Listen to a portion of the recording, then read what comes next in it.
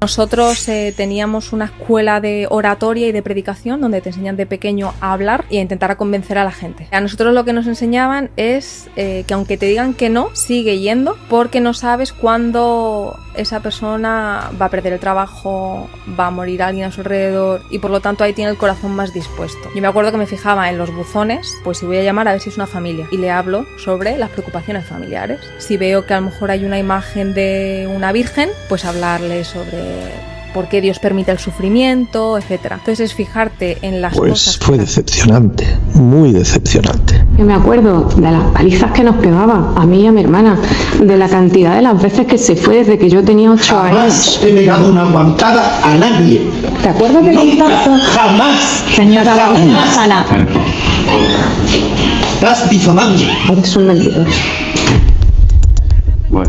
En noviembre de 2022 se abre el juicio oral que enfrenta a la Congregación de los Testigos de Jehová de España contra sus víctimas. A nadie. Y el problema está no en la religión, porque que crean lo que quieran, sino en las prácticas coercitivas que utilizan. Una jueza reconoce a las víctimas de los Testigos de Jehová. En los últimos meses se ha desatado una guerra judicial entre los Testigos de Jehová y sus exmiembros, los que han sido... Tienes 48 años y eres un anciano, mejor dicho, exanciano de los Testigos de Jehová. ¿Qué es eso? Bueno, viene a ser lo mismo que un cura en la Iglesia Católica. Ser expulsado a lo que te expones es al total rechazo de todo tu entorno social y familiar. Uno de los motivos es hablar con expulsados. En vídeos suyos incluso han recomendado que si un hijo es expulsado se le eche de casa. Samuel, ¿cuáles son esas normas que a tu juicio hoy son inaceptables? Este es un artículo que sacaron hace unos años acerca de niños que murieron por no ponerse una transfusión de sangre. Y son tratados como... Como héroes. Murieron por no ponerse una transfusión de sangre y que pusieron a Dios en primer lugar. Uf, qué duro es eso, ¿no, Raúl? Claro. Te quedas sin nada.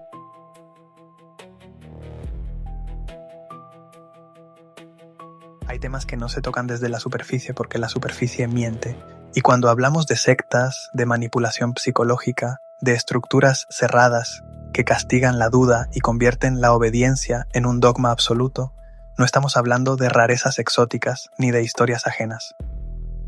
Estamos hablando de formas de poder, de sistemas que aprenden a instalarse en la conciencia humana sin hacer ruido, como una humedad oscura que primero enfría la casa y luego termina por deformar sus muros. Hoy vamos a hablar con Carlos Bardavío, una de las voces más firmes en España, cuando se trata de defender a víctimas de contextos coercitivos y de pensar desde el derecho penal aquello que durante demasiado tiempo se quiso minimizar, ridiculizar o esconder bajo palabras cómodas. Bardavío no aparece en esta conversación como un opinador más, sino como alguien que ha estudiado, litigado y enfrentado de manera directa el problema del sectarismo y la persuasión coercitiva. Porque una secta no siempre se presenta con un cartel en la frente. A veces se presenta como refugio, a veces como verdad, a veces como familia y a veces como una promesa de salvación que poco a poco va pidiendo algo a cambio. Primero tu confianza, luego tu voz, luego tus vínculos, luego tu criterio y finalmente esa parte de ti que aún podía nombrar el daño. Por eso este episodio no busca quedarse en el escándalo fácil, busca entender el mecanismo, busca mirar de frente cómo se construyen estas estructuras, cómo se blindan, cómo reaccionan cuando alguien rompe el silencio y cómo ciertas prácticas de control, aislamiento, vigilancia moral, difamación y disciplinamiento pueden extenderse desde la cúpula hasta la vida cotidiana de los adeptos. En España, una sentencia del juzgado de primera instancia número 6 de Torrejón de Ardós desestimó la demanda de la organización religiosa Testigos de Jehová contra la Asociación de Víctimas y sostuvo que las experiencias y críticas de sus exmiembros estaban amparadas por la libertad de expresión. Y aquí aparece un paralelo inevitable con el caso Andrade, no porque las historias sean idénticas, no lo son, sino porque comparten una arquitectura del abuso que merece ser pensada, la fabricación de una verdad única, la manipulación emocional, el castigo al disidente, la reescritura moral de la violencia y esa capacidad inquietante de convertir a algunas víctimas en defensoras involuntarias del propio sistema que las hirió. Ahí es donde el fenómeno deja de parecer anecdótico y empieza a revelar su verdadero rostro, el de una maquinaria que no solo domina cuerpos, sino también significados. También vamos a mirar el contexto internacional con cuidado y sin caricaturas. En Europa ha habido instituciones y autoridades públicas que han cuestionado prácticas de los testigos de Jehová desde la óptica de los derechos fundamentales y las derivas sectarias. En Francia, la Miviludes sigue abordando el fenómeno de las dérives sectaires como un asunto de interés público, aunque algunas referencias concretas sobre los testigos de Jehová han sido objeto de litigio y rectificaciones judiciales posteriores. En Noruega, el Estado llegó a retirar registro y subvenciones por considerar problemáticas ciertas prácticas internas, aunque después hubo decisiones de apelación favorables a la organización. Es decir, no estamos ante un tema simple ni pacífico, sino ante una disputa jurídica, social y ética de gran calado. Este video entonces no nace del morbo, nace de una pregunta más seria, más incómoda y más humana. ¿Qué ocurre cuando una estructura logra convencer a las personas de que el sometimiento es virtud, de que el miedo es lealtad y de que denunciar el daño equivale a traicionar la verdad? Hablar de esto no es atacar la espiritualidad de nadie, es defender la dignidad de quienes un día fueron silenciados, culpabilizados o expulsados por atreverse a pensar, a sentir o simplemente a sobrevivir. Y por eso esta conversación con Carlos Bardavío importa, porque hay voces que no solo informan, también abren ventanas en habitaciones que llevaban demasiado tiempo cerradas, y cuando una ventana se abre, la luz no pide permiso, solo entra y deja al poder desnudo. Es un video más acá en NTV, Narcisismo TV. Hoy tenemos un episodio súper especial. Vamos a hablar de sectas, vamos a hablar de grupos religiosos, vamos a hablar de un documental en HBO Max que se llama Sobrevivir al Paraíso. Es un documental que recientemente estrena en la plataforma de HBO y nos habla acerca de justamente esto, la tendencia a lo que es la parte sectaria y cómo en la sociedad moderna estamos viviendo bastante este tipo de transformaciones. Paul me acompaña, Paul Moctezuma de Moctezuma Clips. Y bueno, nuestro invitado, Paul, ¿por qué no lo introduces? Hola, ¿qué tal? Buenos días y buenas noches y buenos días a toda nuestra preciosa audiencia. Un tema demasiado importante y estamos muy emocionados de tener por segunda vez en entrevista en nuestros canales al queridísimo Carlos Bardavío Antón. ¿Cómo estás, Carlos? Bienvenido de nuevo. Muchas gracias, querido Paul y Edgar, por nuevamente invitarme a vuestro canal, que por cierto, pues sigo, pues no todos los episodios, lógicamente, porque es imposible, porque trabajáis mucho, pero sí que muchos de vuestros vídeos los veo y aprendo también mucho, la verdad. O sea que estoy súper encantado de volver a estar aquí para hablar de este documental a nivel internacional que yo creo que va a dejar mucho pozo en cualquier ciudadano que lo quiera ver y comprender la problemática, ya no solo de los testigos de Jehová, sino de, casi diría yo, de cualquier grupo coercitivo, ¿no? Por hacer cierto paralelismo con el caso de Liliana y las demás víctimas, el caso Gloria Trevi y Sergio Andrade, casi si algún día hicieran un documental sobre el tema, digamos extenso y más pormenorizado a nivel internacional, casi se podría titular paralelamente a este documental de HBO, sería pues casi el titular o el título sería Sobrevivir al triunfo, ¿no? Por decirlo de alguna manera, por hacer un paralelismo, ¿no? Por lo tanto, yo creo que vuestra audiencia, si bien está siempre interesada en el tema de vuestro canal, creo que este otro documental, vuestra audiencia puede extraer ciertos paralelismos sobre cómo dicen las víctimas que se realiza la manipulación psicológica, en definitiva.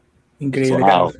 Sí. Quiero preguntar una cosa, Carlos, con respecto a eso que me estás diciendo, que nos estás contando. Yo cuando te escucho y cuando te veo hablar de estos temas, inevitablemente pienso en el miedo, pienso en cómo de manera tan valiente te enfrentas a este tipo de organizaciones. ¿Hay miedo de alguna manera? ¿Sientes miedo al enfrentar este tipo de temáticas? Y la otra pregunta es con respecto a Latinoamérica, porque vemos que la diferencia entre lo que está pasando en Europa, que hay ya un reconocimiento más, un despertar con respecto a estos grupos, en Latinoamérica no parece haber esa esperanza, o no sé, ¿cómo lo ves tú?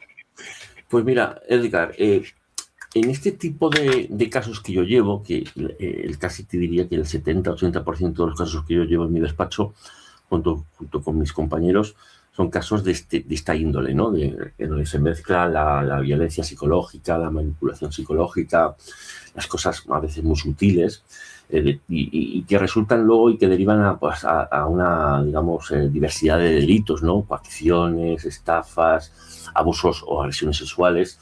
Y en este tipo de casos, pues inevitablemente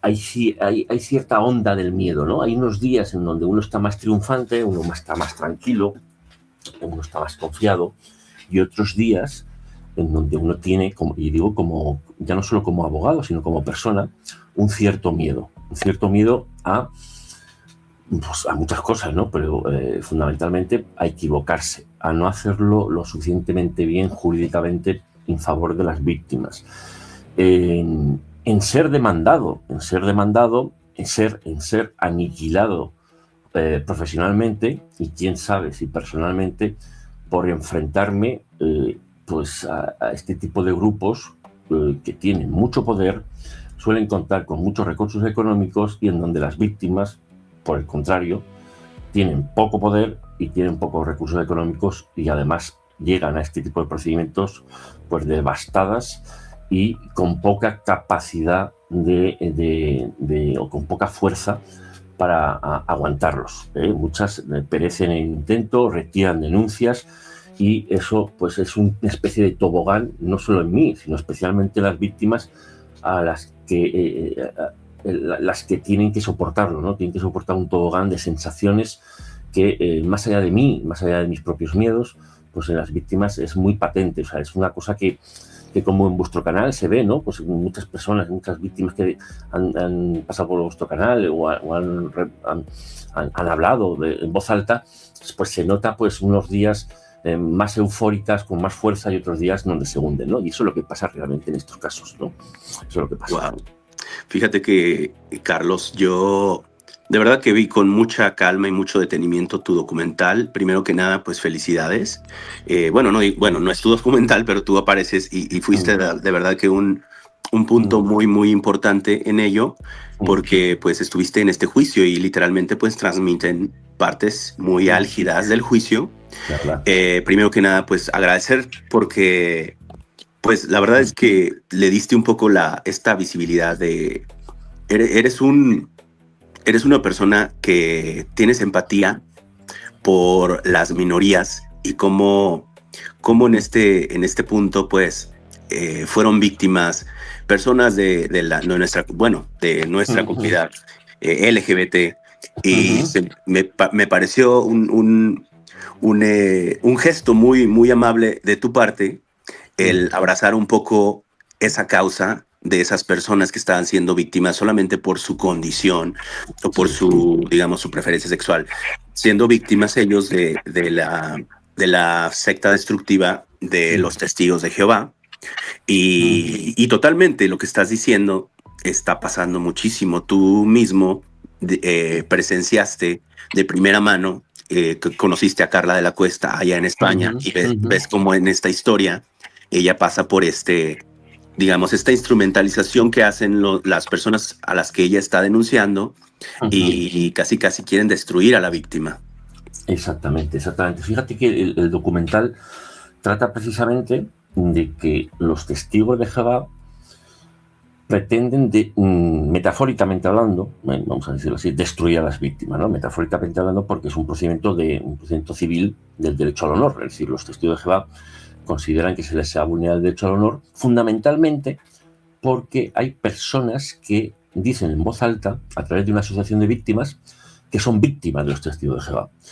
Entonces, claro, como volviendo un poco a tu reflexión, mi papel en el juicio fue transmitir las fuerzas que a veces no tenían las víctimas. Es decir, las víctimas vinieron a declarar en el juicio, en un juicio de 5 sesiones a 9 horas al día aproximadamente, y pasaban una detrás de otra contando por qué se sentían víctimas, ¿no? Pero la víctima no siempre se presenta ante un juez, no solo para contar la verdad, que además son testigos, además de los testigos de Jehová, todo el mundo son testigos, ¿no? En ese sentido, o en este caso las víctimas como testigos, sino que muchas veces las víctimas no tienen la fuerza suficiente. Entonces, un poco la labor del abogado en este tipo de casos tan sensibles, aunque no fuera un tema estrictamente penal, pero que tenía ciertas connotaciones penales, es transmitir muchas veces durante el juicio las fuerzas que le faltan a las víctimas, ¿no? A la hora de declarar. Y al final es que el juicio es una especie de guerra, de película, de show, que trata de una batalla, de una guerra realmente sobre la fe. Y quien no tiene la fe, dicen las víctimas que son destruidos en vida, tienen una muerte social en vida. Y especialmente, volviendo también a lo que estabas comentando, especialmente el grupo LGTBI, especialmente. Y los menores, que también podemos hablar de ellos. Pero es que el grupo LGTBI, que en cualquier grupo humano, religión, partido político, equipo de fútbol, estadísticamente hay un 20-30% de personas del grupo LGTBI. Sin embargo, en los testigos de Jehová, ser y practicar la homosexualidad o ser transgénero conlleva la muerte social, la expulsión de todo aquello que habías conocido y vivido y en donde habías nacido. Te dejan de hablar tus padres, tus hermanos, todos tus amigos, y te quedas en el mundo de Satanás, que es lo que te han enseñado desde niño. Y entonces ahí empieza una dicotomía, una ambivalencia, especialmente en el grupo LGTBI, que tiene una especie de doble pena, doble sufrimiento, porque para poder ser quien son, para expresar su propia identidad, su propio género, su propia orientación sexual, se ven abocados a una de dos: o a reprimirlo, a esconderlo de por vida, o algo también que puede ser algo mucho peor, perder todo lo que tienes, amigos, familia, y estar o ser expulsado al mundo de Satanás en el cual creen, ¿no? Por lo tanto, a raíz de este drama, de este ostracismo social que se llama o muerte en vida, muchas personas, especialmente del grupo LGTBI, lo que se ve en el documental es que tienen ideas suicidas, otras lo intentan y, según dicen algunas víctimas, algunas lo consiguen, y eso es lo que no podemos permitir. Juan Carlos, bueno, te decía que justamente leyendo un poco acerca de la denominación que tienen por ahora en España, particularmente con respecto a esta secta, la denominan una secta peligrosa, que ese adjetivo me parece interesantísimo para desmenuzarlo un poco, pero antes quiero darle la bienvenida a Sharon. Ella es una compañera que está colaborando con el canal. Te le presento, Carlos. Sharon. Muy bien, encantado, Sharon, de compartir contigo estos momentos. Hola, Carlos, buenos días a todos, mucho gusto y qué placer poder hablar contigo. Entonces, aquí escuchándolos y pues sí, para poder preguntarte algunas cosas muy interesantes. Muchas gracias. Muchas gracias y quedo atento a cualquier pregunta que tengas. Mientras no sea muy difícil, pues yo quedo aquí porque sois 3 contra 1, ¿eh? Exacto. Mira, ¿qué les parece si vemos un poquito el tráiler del documental y volvemos a la conversación? Porque está muy interesante también. Okay. A ver, chicos. Quizá usted haya sido visitado por gentes desconocidas en su propia casa para ofrecerle Biblias.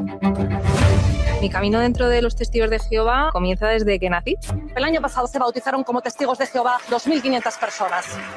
El bautismo es el momento más feliz, pero es cuando comienza tu infierno en la vida. Antes de que llegara al paraíso iba a suceder el Armagedón. Los mundanos van a morir. Me provocó una ansiedad que no te puedes imaginar. Se te enseña lo que tienes que hacer a base de castigos. Y nadie alzaba la voz. Yo cuando tenía 14 años sufrí abusos sexuales. La mujer tiene que hacer feliz al marido. La homosexualidad se veía muy mal. Siempre querían saber todo. Es una cacería continua. Me cogí un montón de pastillas con la intención de quitarme de en medio. En el juicio nos estábamos jugando nuestra mera existencia. Nadie que siga siendo cristiano se considerará víctima de los testigos de Jehová. ¿Considera usted que los testigos de Jehová es una secta destructiva?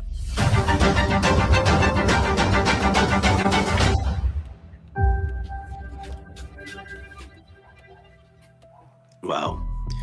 Oye, de verdad sí. que ese momento fue tan fuerte para ti, el que hayas dicho la denominación de secta destructiva en ese juicio. O sea, fue como un riesgo que estabas tomando, Carlos. Pues realmente totalmente. De hecho, cuando vi por primera vez el tráiler del documental, yo dije, tierra, trágame, porque entendí por dónde iba el montaje. Tener en cuenta que en cualquier documental, es la primera vez que salgo en un documental a nivel internacional, pues no tenemos potestad ninguna los que salimos. Además salimos, nuestra imagen sale gratuitamente, así lo convenimos con la asociación de víctimas, las propias víctimas y yo mismo, para que fuera totalmente ético, ¿no? El documental, ¿no? Que nuestra imagen, nuestro testimonio fuera veraz, cuando menos, ¿no? Entonces, cuando lo vi, pues dije, madre mía, porque vi realmente cómo estaba armado el montaje.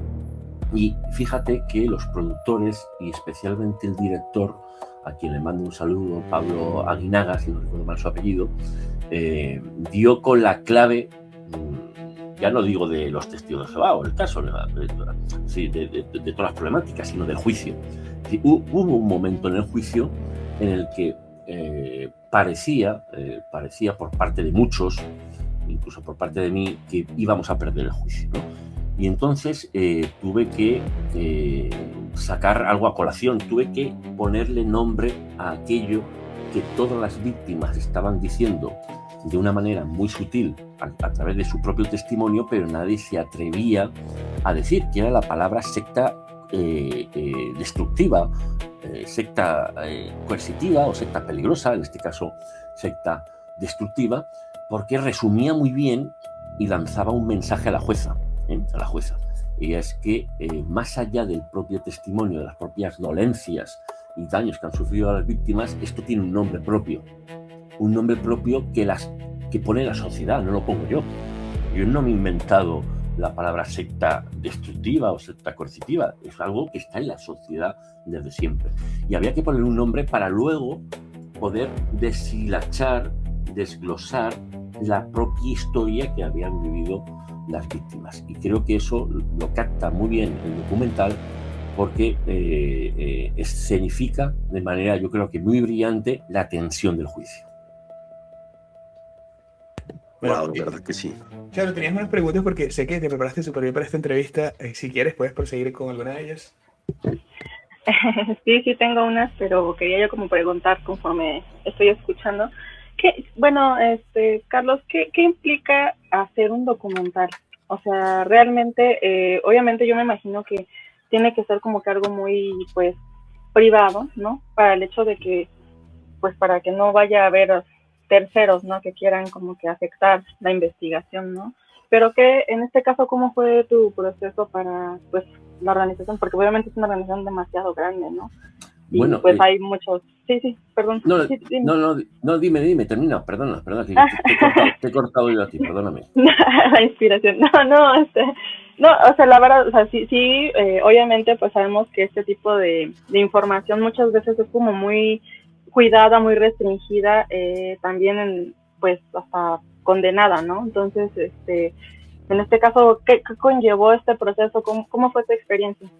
Mira, la experiencia fue un poco, no digo traumática, pero de mucha tensión, lo que es la propia elaboración del documental, porque cada uno teníamos al final que ceder nuestra imagen y nuestro testimonio. Y además exponerlo en una plataforma que sabíamos ya que iba a ser HBO. Es decir, cuando nosotros grabamos, cada uno de forma independiente y aislada, es decir, cada día una víctima, y en este caso yo también hubo una grabación entera de un día entero para mí. No sabes a qué te expones, realmente no puedes controlarlo. Esto estaba muy claro en el contrato de cesión de imagen, en donde cada uno de nosotros nos hacíamos responsables de nuestras palabras. El documental no se puede hacer, ni la productora ni la plataforma HBO Max se pueden hacer responsables de lo que dicen las víctimas o lo que decía yo. Entonces, ¿qué sucede? Que teníamos una sentencia ya muy pionera, o más que muy pionera, e histórica, en este caso, porque había dicho muchas cosas, pero claro, había que decirlo no solo en España, sino había que decirlo a la sociedad mundial. Y evidentemente iban a estar muy atentos los testigos de Jehová y su cúpula en Estados Unidos, concretamente en Nueva York, en donde quienes iban a examinar palabra por palabra lo que habíamos dicho. De hecho, pues estamos esperando, esperemos que no, pero estamos esperando la posibilidad inclusive de que nos hayan demandado o que nos demanden, ¿no? Por lo tanto, la tensión que me transmitían las víctimas cuando iban a grabar su propio testimonio, pues era, yo en algún punto pues intenté ayudar en ciertos consejos que se limitaran a los puntos más objetivos, pero cuando uno habla mucho, y no era un interrogatorio por parte del director y de la productora, pero al final asoma la verdad, ¿no? Uno no puede estar cuidando las palabras constantemente y al final, pues cada víctima y yo mismo, pues aunque quieras cuidar mucho las palabras, al final sale la verdad de lo que pasó en el juicio, ¿eh? Y le pones un nombre a las cosas. En este caso, por ejemplo, entre otros muchos, la palabra secta destructiva, ¿no? Y es que además no porque nosotros, o las víctimas, mejor dicho, le hayan puesto ese nombre, sino porque la propia sentencia, esta sentencia pionera, califica a los testigos de Jehová como secta destructiva porque es veraz lo que dicen las víctimas.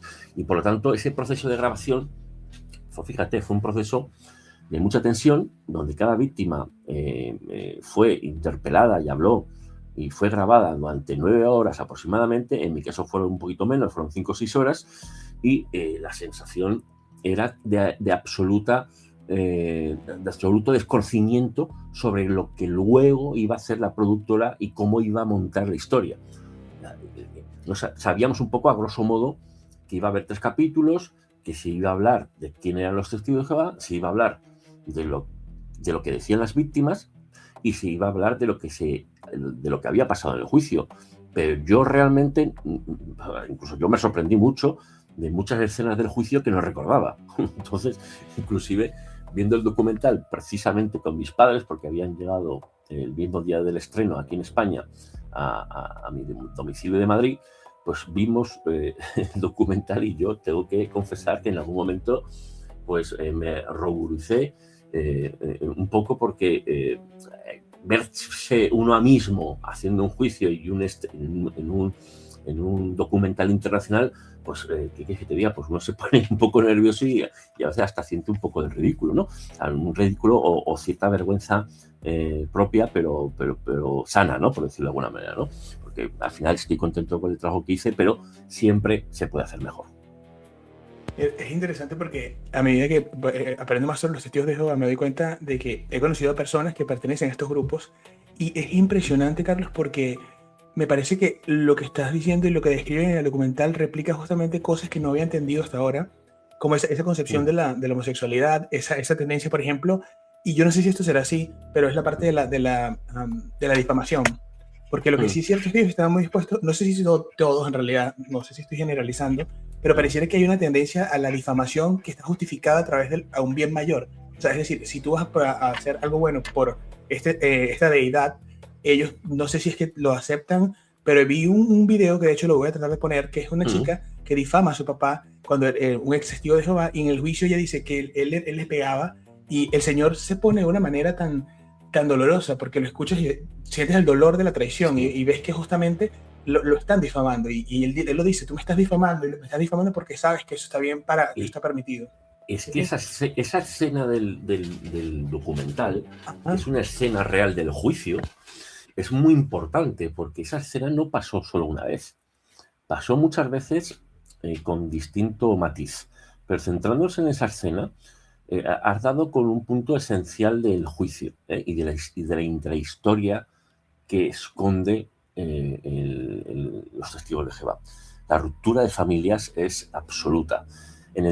Volviendo a ese momento del juicio, se ve en el documental cómo el padre de una testigo de Jehová que estaba declarando, pues su hija estaba diciendo, cosa que no tenía sentido en este juicio. Estábamos hablando de un juicio tratado sobre el honor de los testigos de Jehová, y si las víctimas, por llamarse víctimas y por decir ciertas cosas, por decir que es una secta destructiva, entre otras cosas, pues pueden seguir alzando la voz, ¿no?, contra la confesión religiosa.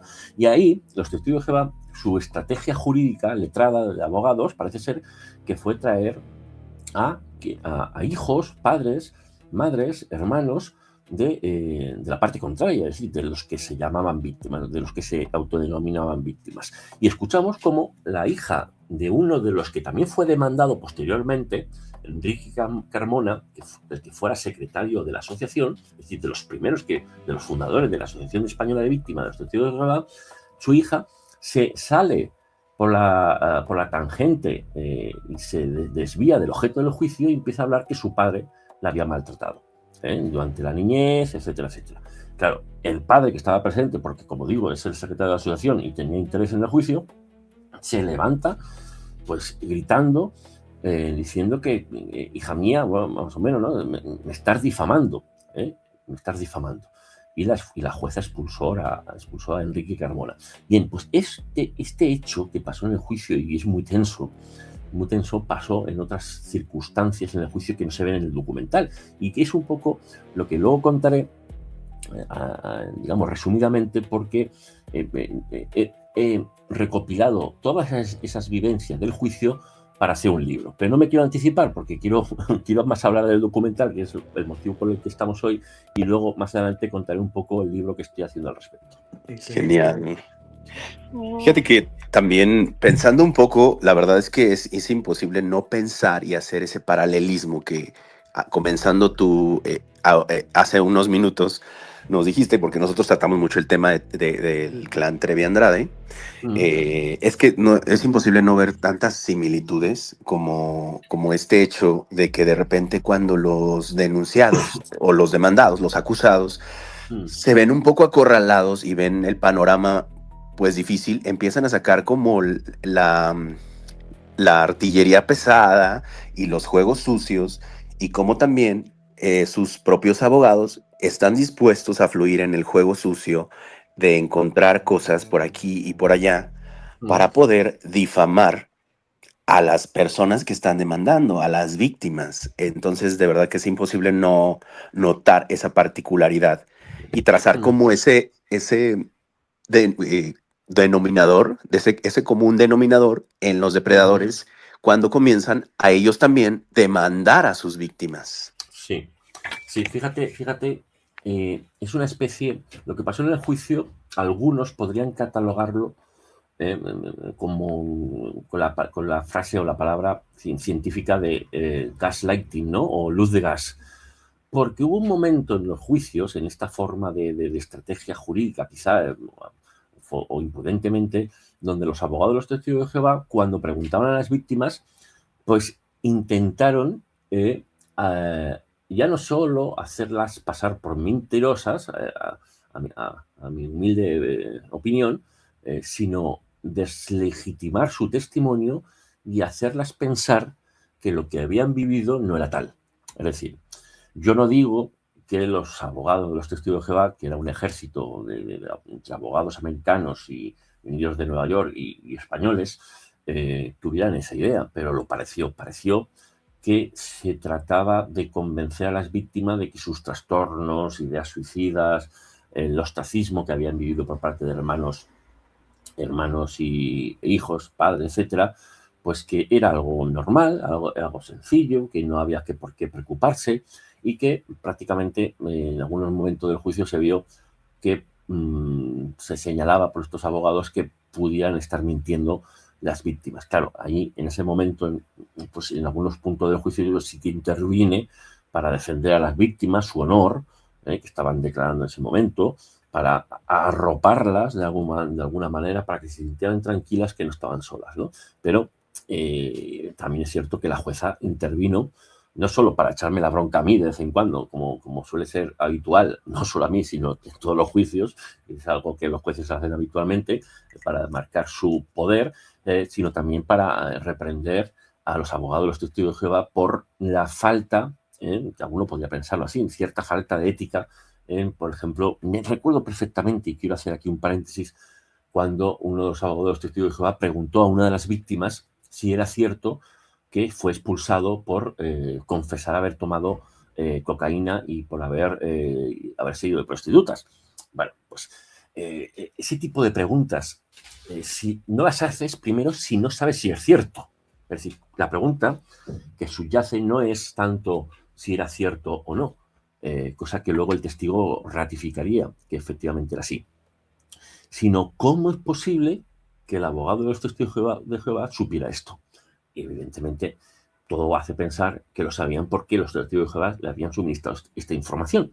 Pero esta información, entonces el abogado de los testigos de Jehová la saca ¿con qué finalidad? ¿Cuál es la finalidad de preguntarle a una víctima que había sido expulsada varias veces, no solo por este hecho, preguntarla sobre si efectivamente había sido expulsada por haber tomado cocaína y por haber estado con prostitutas, cosa que él mismo confesó ante la autoridad religiosa? La finalidad, yo creo que cada oyente de vuestra audiencia creo que tendrá una impresión de por qué preguntaban. Sí, totalmente, la verdad. Sí, difamar. Aquí vemos como si, y como dices tu falta de ética, juegan sucio, están dispuestos completamente a jugar sucio cuando se saben acusados de algo, están dispuestos a hacer eso y están dispuestos, pues no sé, o sea, porque en Estados Unidos existen las declaraciones juradas en donde pues tú también estás, o sea, te estás arriesgando a que si saben ellos que tú estás diciendo una mentira y sabemos que muchas son mentiras, pues hay consecuencias, ¿no? Supongo que en España también se maneja de esa manera. Totalmente. Mira, fíjate, hay una cosa en el juicio que creo que en el documental se ve al menos parcialmente, y es que cuando comenzaron primero a declarar los testigos de Jehová, es decir, los testigos de los testigos de Jehová, que eran testigos de Jehová, evidentemente, la mayoría ancianos, es decir, autoridades religiosas de los testigos de Jehová, homólogamente a los sacerdotes de la Iglesia Católica, todos decían que era muy fácil entrar a los testigos de Jehová y era muy fácil salir de los testigos de Jehová, que era todo normal, maravilloso, no había ningún problema, ninguna disputa. Bien, si uno va viendo el documental, si uno va viendo el juicio, ves realmente que no era así, que había decenas, cientos de personas que clamaban su derecho a la libertad religiosa, a la libertad de estar con la familia, a la libertad de su identidad sexual y orientación sexual, y a su libertad, pues en definitiva, a no perder su mundo, ¿no? Es decir, que no era tan fácil salir, que salir tiene una consecuencia muy grave, que es el ostracismo, el perder todo, y que eso lleva a trastornos psicológicos graves cuando no hay ideas suicidas o al suicidio. Por lo tanto, esa imagen que los testigos de Jehová daban a través de sus autoridades religiosas al inicio del juicio, diciendo que todo era maravilloso y se podía entrar y salir y todos hermanos hablaban, iban a comer y a cenar, luego poco a poco se iba desmontando como un sacacorchos, ¿no? Esto no fue fácil, había que repreguntar durante horas, hay que tener en cuenta que cada testigo que pasó por el juicio eran 2 o 3 horas de declaración. Y había que repreguntar, porque cuando un testigo al inicio te dice que todo es maravilloso, pero dices, bueno, pues no hay más preguntas, nos vamos. Y un poco mi tarea era pues meter el dedo en la llaga, preguntar, repreguntar, ponerles nerviosos y machacarles de alguna manera para que cuando dicen A varias veces, pero con ciertos matices, al final la conclusión sea que realmente pues existe el ostracismo y existe ese dolor, ¿no? Esa destrucción de la familia. Wow, qué impresionante. Carlos, te digo que yo reconozco también un patrón, ¿no?, en lo que estás describiendo, con lo que analizamos muchísimo en este canal, son las conductas tóxicas, sobre todo de personalidades que son o narcisistas o sociópatas o psicópatas. Pero más allá de todo esto, ¿has encontrado un vínculo entre la conducta que se replica de una manera tan repetitiva con este tipo de personalidades? O sea, la manipulación, el gaslighting, todo lo que estabas hablando ahora, es algo que se ve muy presente en todo esto de los grupos coercitivos y que también en el caso del Plan Trevi Andrade, que son precisamente pues organizaciones coercitivas que al final terminan tratando de destruir a las víctimas. Mira, yo lo que reconozco como paralelismo, según dicen las víctimas, tanto del caso Testigos de Jehová como del caso Andrade y Gloria Trevi, es una progresión desde un inicio en donde se inculca un fanatismo, es decir, se convence de forma amorosa, con un bombardeo de amor excesivo, llamativo y a veces ilógico, y progresivamente ese fanatismo va adquiriendo por parte de los autores, de los narcisistas, vamos a decirlo así para ubicarnos, un psicópata alguno de ellos, según dicen las víctimas, pues en un maltrato, en un abuso, en una, ya no solo expulsión, que es la forma ya de mayor maltrato en el caso de Testigos de Jehová. Haciendo el paralelismo con el caso Andrade, ahí no había una expulsión, había algo, ya no digo que peor, había esos abusos sexuales o agresiones sexuales según relatan las víctimas, ¿no? Pero también pasa en el caso de los testigos de Jehová. Muchas víctimas declararon que estando, cuando permanecían los testigos de Jehová sufrieron abusos sexuales por parte de ancianos, autoridades religiosas u otros miembros de los testigos de Jehová, y cuando fueron a denunciarlo a los testigos de Jehová, los ancianos les decían que dejara el asunto mejor en manos de Jehová y que no denunciaran. Es decir, los paralelismos son evidentes de un fanatismo, de un amor exacerbado en donde la víctima crea pies juntillas al líder o a los líderes, a luego fórmulas más explícitas de maltrato y de chantaje y de ataque a la integridad moral y a la dignidad, que acaban en unos casos en expulsión, sobre todo en los casos de testigos de Jehová, o en ciertos maltratos dentro de los testigos de Jehová, porque si hablas te van a expulsar y por lo tanto tienes que callarte, tienes que someterte, lo cual tiene un paralelismo con las víctimas del caso Sergio Andrade, que tenían que aguantar las palizas, tenían que aguantar los insultos, tenían que aguantar las presiones, la larga jornada de trabajo y tenían que aguantar las agresiones sexuales, ¿no? Una especie de trata de personas, lo cual también las víctimas de los testigos de Jehová hablan de ese sometimiento en algunos puntos que tiene ciertas reminiscencias con el trabajo gratuito, con la explotación continua, con la servidumbre absoluta, ¿no? Por lo tanto, los paralelismos, sin perjuicio de ciertos matices, creo que cualquier ciudadano puede hacerlos, ¿no? Rápidamente, ¿podrías explicar el ostracismo para el público que lo entienda bien? Sí, pues mira, perdóname porque es verdad, tienes razón, es una palabra... Perdón. Sí, es una palabra a la cual yo ya estoy muy familiarizado y también las víctimas de los testigos de Jehová, pero es una palabra más bien técnica. Bien, el ostracismo es la muerte social, es decir, cuando perteneces a un grupo y se te expulsa, los de dentro tienen prohibido hablarte y relacionarse contigo, ya sean tu hijo, tu hija, tu madre o tu primo o tu mejor amigo, bajo pena de que si tienen un contacto social normalizado contigo, salvo en casos imprescindibles como es que te estés muriendo, bajo la pena de también la expulsión.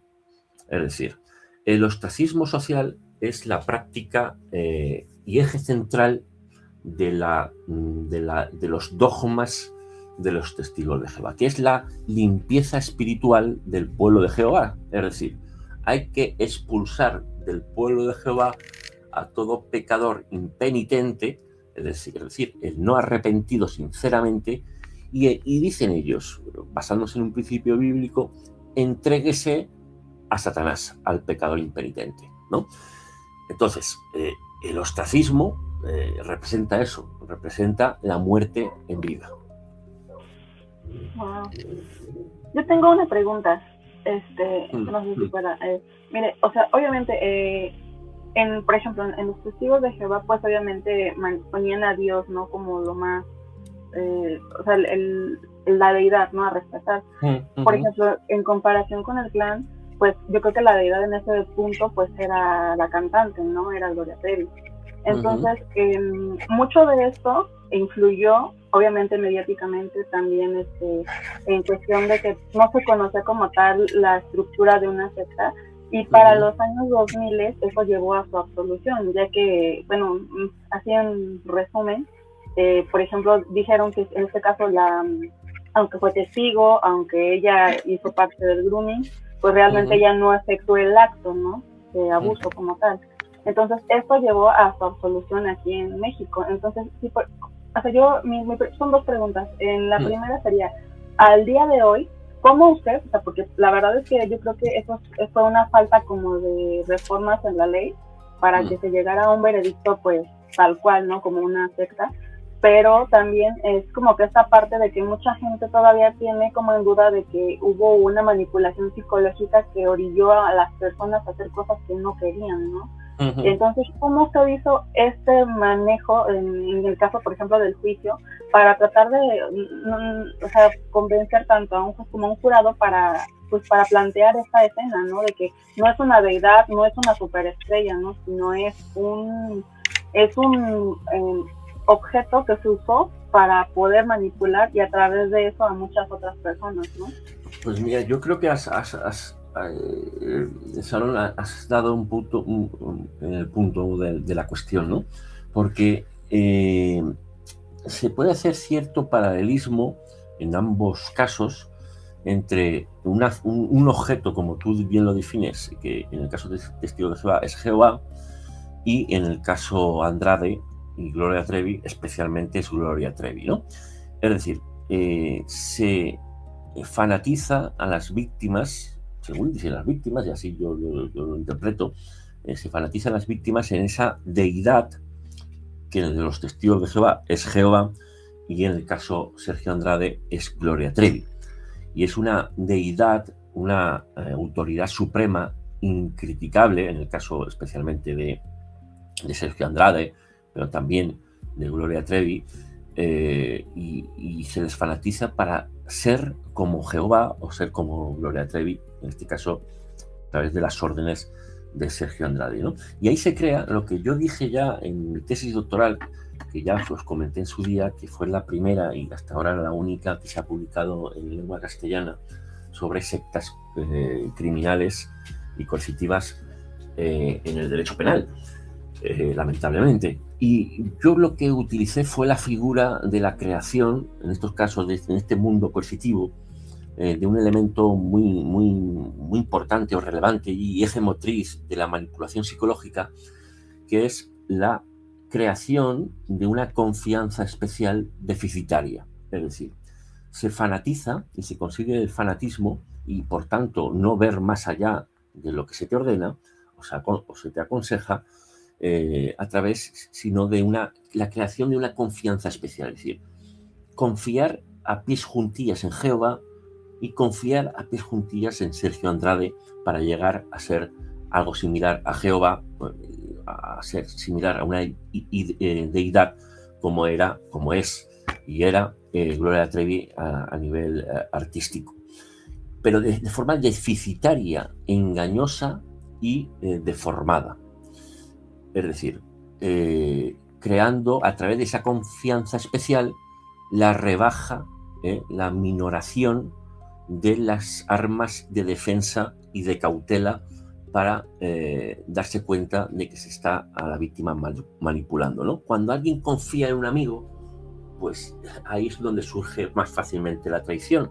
Ahí cuando alguien confía en un amigo también, o en un padre, es donde surgen a veces los abusos sexuales, donde surge la estafa del amigo, y ahí donde surge también la confianza en un amigo que es empleado de un banco, por ejemplo, casos de estafa que yo llevo, es ahí donde surge también las estafas por parte de un amigo que trabaja en un banco cuando te vende un producto que es engañoso, ¿no? Esa es un poco la clave. Si al final es, ya hablando en términos más estrictamente penales, desde la teoría jurídica del delito, que no voy a abordar demasiado porque aburriría aquí a todo el mundo, lo que se crea es un horizonte de expectativas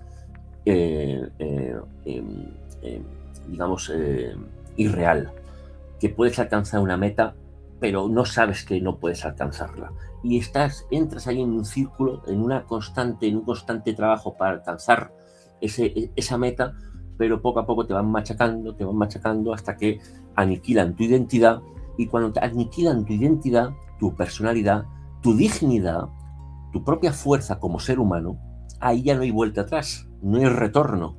Una de dos, o mueres en el grupo coercitivo o revientas. Y cuando revientas pasan muchos años hasta que la víctima consigue denunciar, que es lo que pasó en el caso Testigos de Jehová y también en el caso Sergio Andrade y Gloria Trevi. Tardaron muchos años en componerse las víctimas, ¿no?, para coger fuerza, como estamos viendo hasta ahora mismo, ¿no?, en California. Nosotros tenemos ahora, siguiendo este caso, han empezado a surgir datos que son muy impresionantes, ¿no? Sí, uno de ellos es precisamente que el juez que absolvió a estas personas no tenía cédula profesional, y además que en ese entonces las leyes no estaban tan adaptadas a lo que es la actualidad. Y esto te estoy robando la pregunta a Sharon, porque tengo un poco de las preguntas que me mandó, así que es ella que me lo manda. Y es una pregunta muy interesante porque dice, ¿tú piensas que en general hay muchos casos que anteriormente fueron juzgados de una manera, viéndolos desde la perspectiva de hoy en día, qué tan diferente puede ser lo que sería el resultado final? O sea, ¿crees que hoy la sociedad está más, digamos, apta para juzgar este tipo de crímenes que en el pasado, o estamos un poco atrasados? No, por supuesto, tanto en España como en México y en Latinoamérica. Me atrevo a decir, no creo que haya una diferencia especialmente significativa. Quizá a lo mejor en el ámbito estrictamente de secta sí, pero en cuanto a delitos, los delitos más concretos, decía, abusos sexuales, trata de personas, estafas, etcétera, yo lo que veo es que hay una mayor sensibilidad por parte de jueces, tribunales, policía, Ministerio Fiscal, procuradores, abogados, y una mayor fortaleza o una mayor esperanza de las víctimas en conseguir justicia. Yo creo que el tema Gloria Trevi y Sergio Andrade perdura hasta el día de hoy, no solo porque hay víctimas que han denunciado en California, sino porque nadie alcanza a comprender por qué no se le condenó a Gloria Trevi en el caso del año 2002, ¿no? O 2004. O sea, mucha gente, hay un sentir, un fervor, ¿no? Mayoritario de personas que sienten que no se hizo justicia, ¿no? Por decirlo de alguna manera. Y creo que actualmente las cosas cambiarían. No digo que se le condenaría, porque eso nunca se sabe, pero sí que habría mayor sensibilidad, mayor preocupación en un juicio más justo, al menos, más equitativo, y no solo centrado en Karina Yapor, sino centrado en todas las víctimas. Wow. Claro. Una pequeña, bueno, digamos, quería, pues tal vez que supieras, hoy en día está sucediendo algo que Liliana Regueiro, pues, nosotros te conocimos por Liliana Regueiro, por su proyecto tan, de verdad, fantástico que es para nosotros Estafador de Sueños, que de verdad ha puesto como sobre la lupa el modus operandi de un abuso psicopático y las personas que son probables copartícipes, cuáles son sus acciones, ¿no?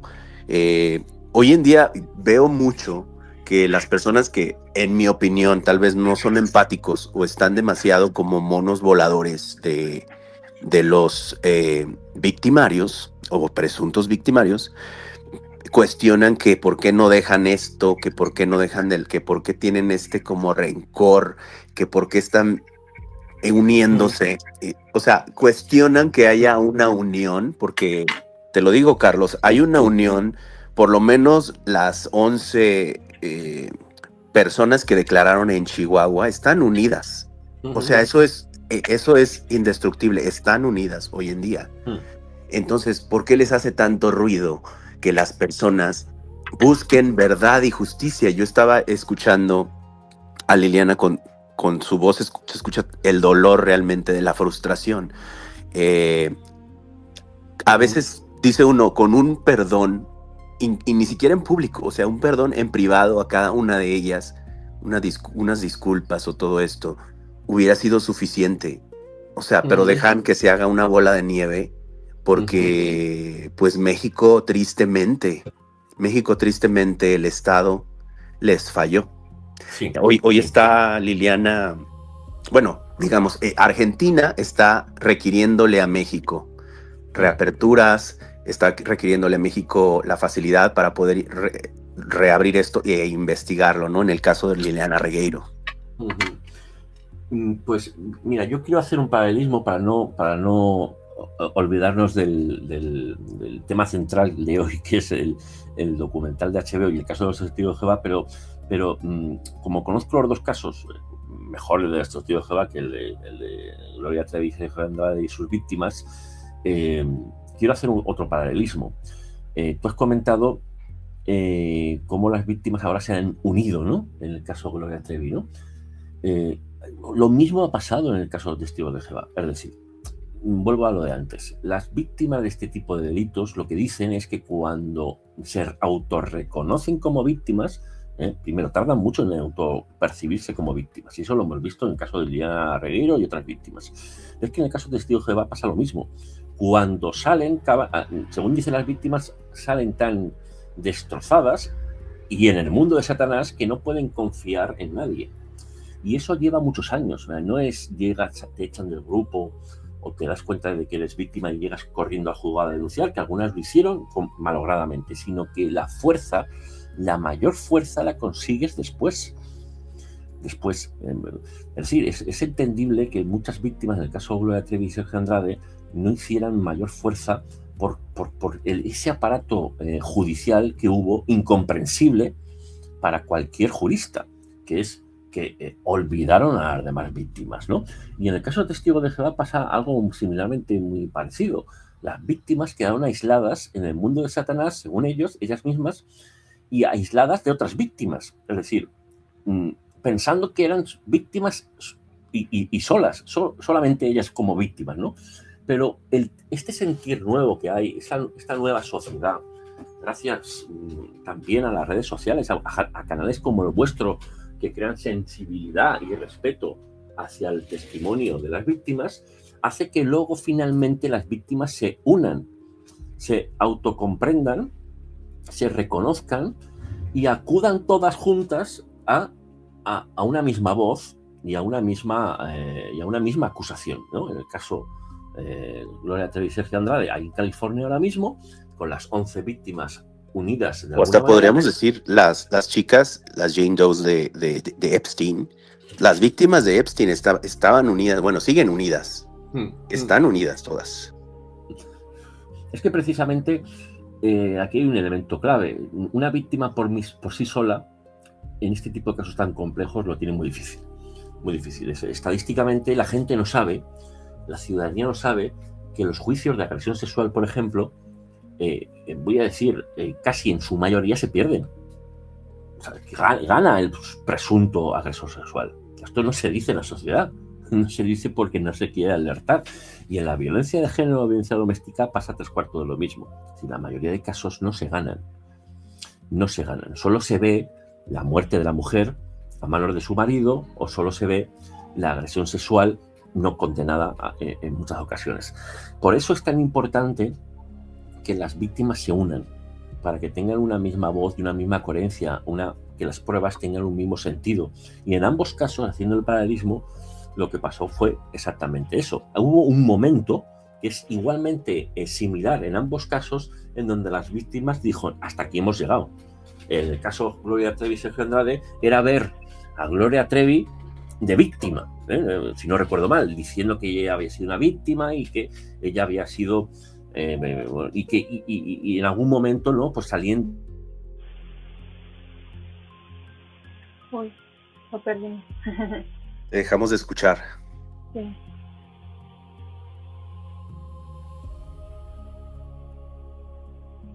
Ya no se escucha. En el caso Testigo de Jehová pasó algo muy parecido.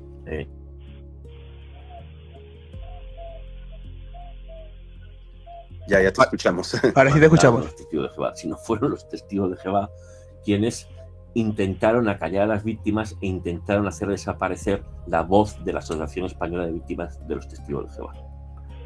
Wow.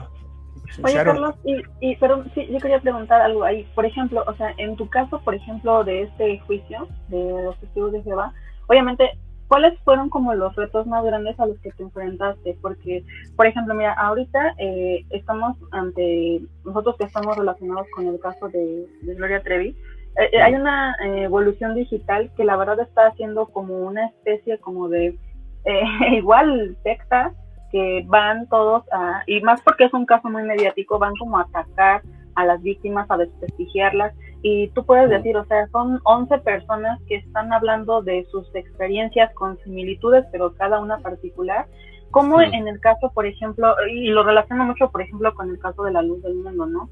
En este caso, muchas mujeres hablando de igual de ese sistema, que había otras mujeres que fueron las que en ese momento dieron la confianza para que esto ocurriera.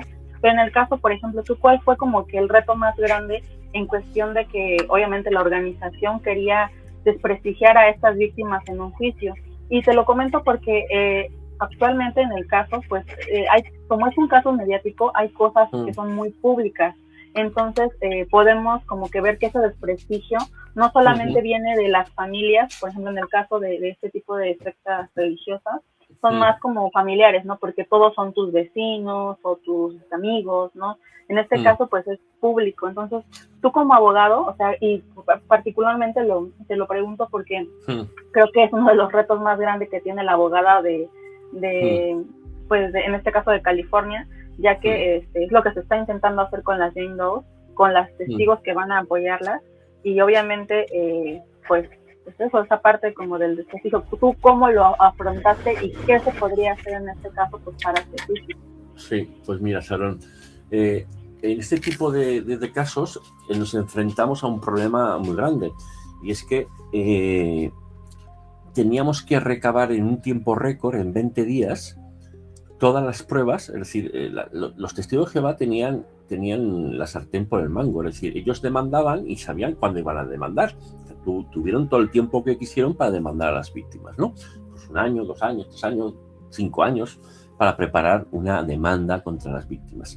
Y nosotros solo teníamos 20 días para contestar esa demanda. Bien, ¿qué hicimos? Mi estrategia fue, pues si las víctimas tienen razón, traigamos a víctimas. Bien, pues en solo 20 días conseguimos 70 víctimas. 70 víctimas que, ojo, que no es fácil que en este tipo de casos recabar 70 testimonios de víctimas. ¿Por qué? Porque se estaban jugando la posibilidad, o más que posibilidad, la absoluta certeza de que el poco contacto que tenían con sus familiares que permanecían dentro, ese mínimo contacto que es para las cosas imprescindibles, que es cuando tienes una enfermedad prácticamente terminal, ese ratito antes de que te mueras, que tu madre por lo menos te hable y te dé el amor antes de morir. Bien, pero lo conseguimos 70 testimonios, y ojo, no solo de España, sino conseguimos 30 y pico de España y 30 y pico de todo el mundo. Wow.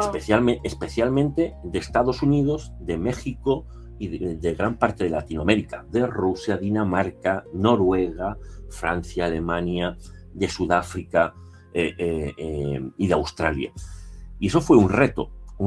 El segundo reto fue algo inabarcable e imposible, pero lo intentamos y creo que lo conseguimos al final. Es decir, cuando alguien quiere conseguir lo imposible, hacer lo imposible, lo consigue, ¿no? Y es conocer toda la biblioteca de los testigos de Jehová. Bien, quiero decir aquí un matiz muy importante. La biblioteca de los testigos de Jehová online, que tienen publicada en su página de internet, es la biblioteca online más grande del mundo. Es decir, teníamos que conocer todo lo que dicen los testigos de Jehová de las víctimas, de los expulsados, cómo los testigos de Jehová tratan a los expulsados, a los apóstatas, al pecador impenitente, a los menores, a los homosexuales, al grupo LGTBI, a las mujeres. Y eso era muy difícil hacerlo en 20 días. Bien, yo tuve la suerte, como no, de apoyarme en las propias víctimas, que vinieron gustosamente, pero con una gran valentía, a poner su nombre y apellidos con el peligro de perder esa posibilidad de contacto familiar. Y conseguimos al final estos testimonios. Pero nos enfrentábamos también, ya para terminar, a algo quizá también más importante, y es que estos testimonios no sonaran a exageración. Ten en cuenta que cuando tú te presentas delante de un juez con 70 personas, puede parecer que hay un relato común, hay un relato preparado, hay un relato inventado. Y esto es lo que marca la diferencia. Ten en cuenta que en un juicio, los juicios se hacen para que los jueces vean a los testigos y a las partes. Y vean si lo que dicen es verdad o es mentira. Ni más ni menos. O si dicen la verdad, si unos dicen más verdad que los otros. Y aquí teníamos un punto a favor que yo conocía antes del juicio. Y es que dentro de esa inmensa biblioteca de los testigos de Jehová me habían informado de que había un pasaje fundamental. Y que este pasaje consistía en que cualquier testigo de Jehová, y está publicado a día de hoy, cualquier testigo de Jehová que viera amenazado en buen nombre de Jehová, no debe dar información completa a las autoridades. Wow. Es decir, yo me preparé el juicio pensando en la posibilidad, que no digo que pasara, pero cada uno que saque su conclusión, de que los que iban a testificar a favor de los testigos de Jehová iban a hacer caso de este pasaje bíblico, de este principio bíblico de los testigos de Jehová, que era no dar información completa cuando se puede manchar el buen nombre de Jehová delante de una autoridad. mundana, en este caso, de un juicio o alguien o algún tercero que pudiera manchar el buen nombre de Jehová. Y sobre esta premisa tenemos que hacer la bisagra, es decir, un grupo que yo pensé que podía llegar a hacer eso, no da una información completa. Por ejemplo, cuando empezaban diciendo que todo el mundo aquí dentro de los testigos de Jehová y fuera es maravilloso, puedes entrar, salir y sigues el contacto y todo el mundo es feliz dentro y fuera, o la versión de las víctimas, que había que introducirlas en el juicio sin que pareciera una exageración o una película de horror. Y ahí lo que se me ocurrió fue lo siguiente: si la verdad por sí misma comunica, yo no voy a preparar a las víctimas, yo no me voy a entrevistar con las víctimas.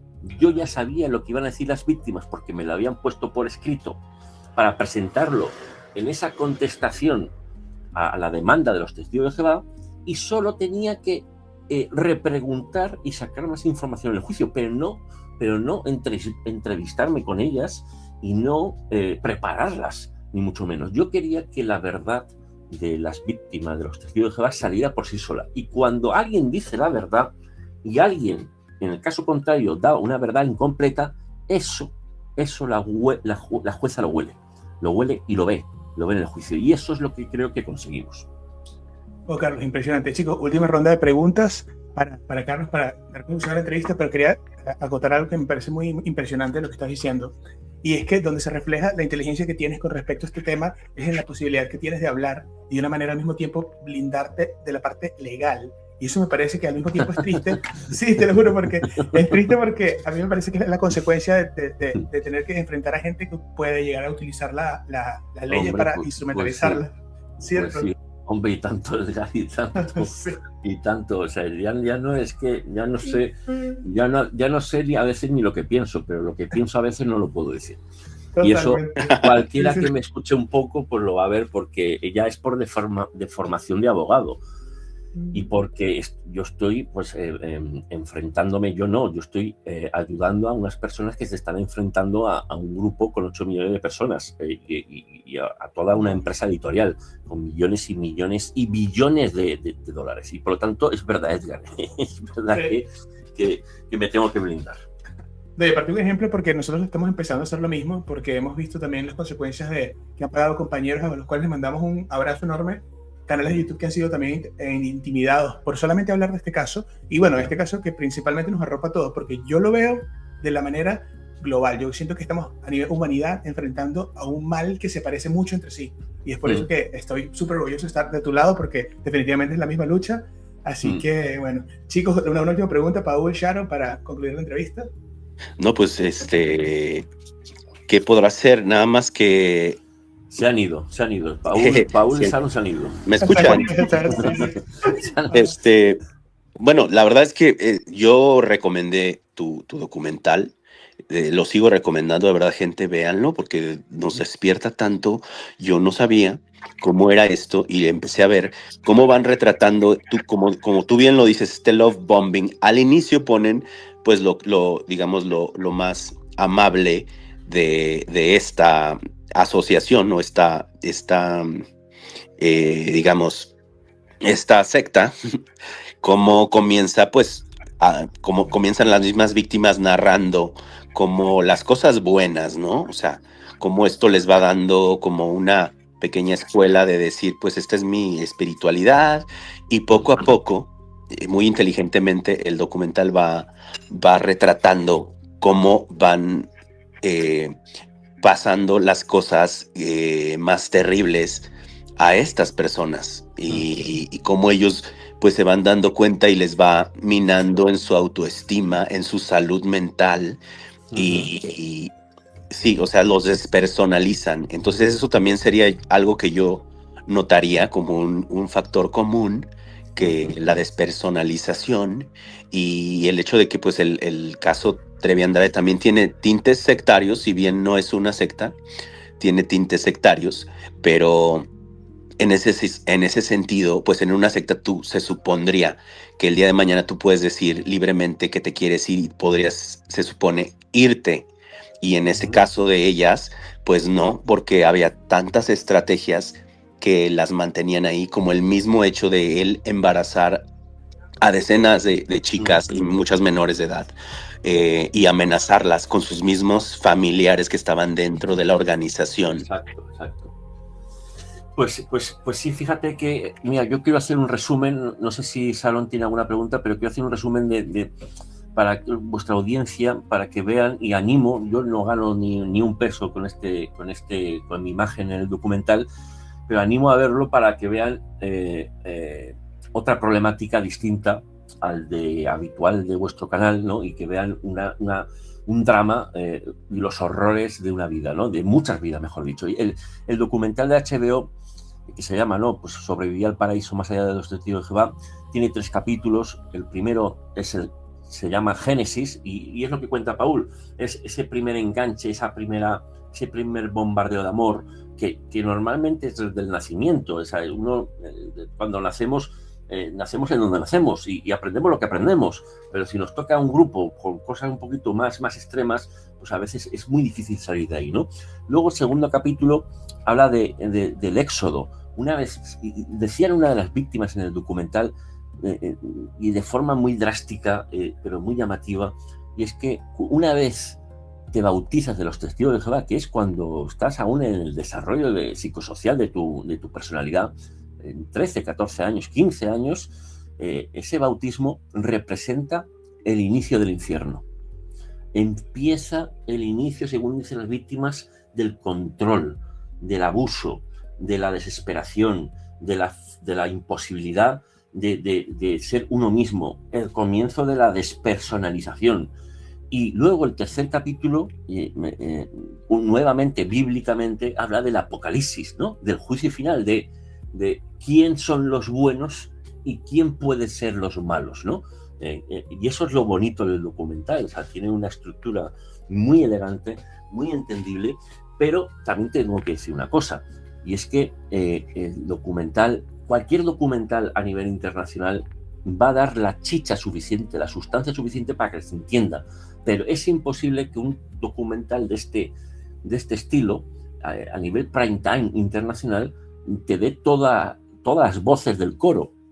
Por eso, yo cuando terminaron los juicios, ya en 2023, yo me propuse una tarea que ya percibía y que ya atisbaba, que era no solo la posibilidad de este documental, que ya habíamos tenido noticia de la posibilidad, sino de que un documental, si bien iba a informar muy bien a la sociedad de la problemática, no iba a informar de toda la problemática. Y me afané hasta el día de hoy en hacer un libro que ya tengo terminado, no puedo decir el título, sobre lo que pasó en los juicios. Entonces, en el documental ustedes van a ver muchas pinceladas de lo que pasó en los juicios, de lo que declararon las víctimas, de lo que declararon las autoridades religiosas de los testigos de Jehová y testigos de Jehová, pero no se ve todo. Y yo cuento minuto por minuto en este libro, en forma de crónica judicial, en forma de novela judicial, lo que pasó a cada una de las víctimas y lo que dijeron cada uno de los testigos de Jehová. Y que cada uno, a través de este libro, tenga su propia conclusión. Si quiere entrar a los testigos de Jehová, bien. Si no quiere entrar, también. Pero que esté informada más allá de lo que dice un documental a nivel internacional, que ya es potente, pero que por sí mismo el lector pueda ver lo que siente cada víctima y lo que dijo cada víctima en el juicio. Y ojalá pueda, mi esperanza es que, y mi convicción, según tengo ahora mismo las negociaciones, pues que antes de final de este verano, 2026, esté publicado, ojalá, en una editorial suficientemente potente para que tenga una alta distribución, y si no, pues siempre está el ebook.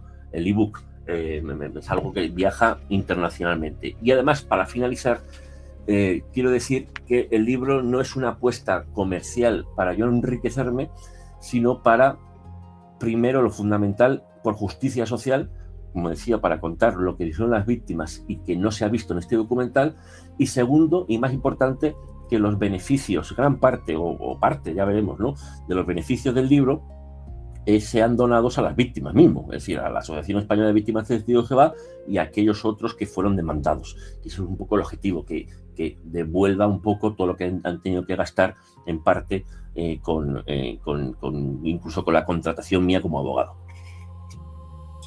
Wow. Felicidades por tu activismo, te admiramos mucho, ¿eh? Muchas gracias a todos, de verdad.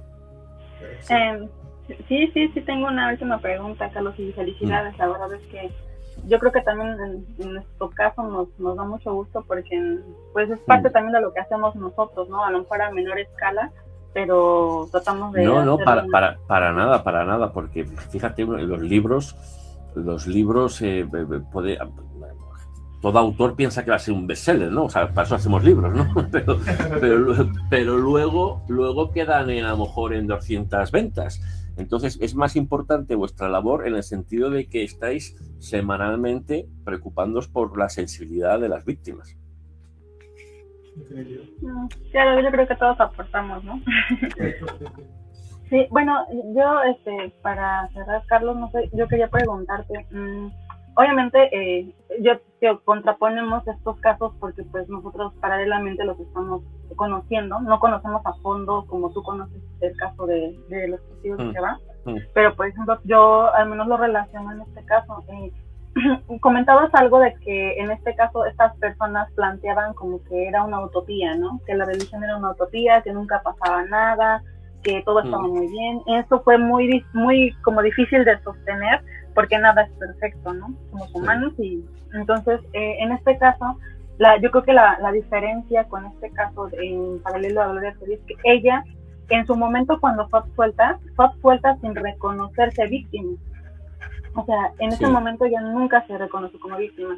Pasó el tiempo, yo creo que fue a más tardar después de que salió su película, vamos como unos 10 años después, empezó como que a reconocerse como víctima, pero sin decirlo completamente, y hasta la demanda en California por la Jane Doe se vio obligada, al ser demandada, a ponerse como víctima, y en este momento es el hecho de que está como desprestigiando a las víctimas, o sea, está intentando rebajar el nivel de víctimas para, yo digo, en la gráfica, en el esquema, está tratando de nivelarlas, ¿no? O sea, subirlas un escalón para decir que todas hacían lo mismo y que todas sufrieron lo mismo y que ella fue la que más perdió.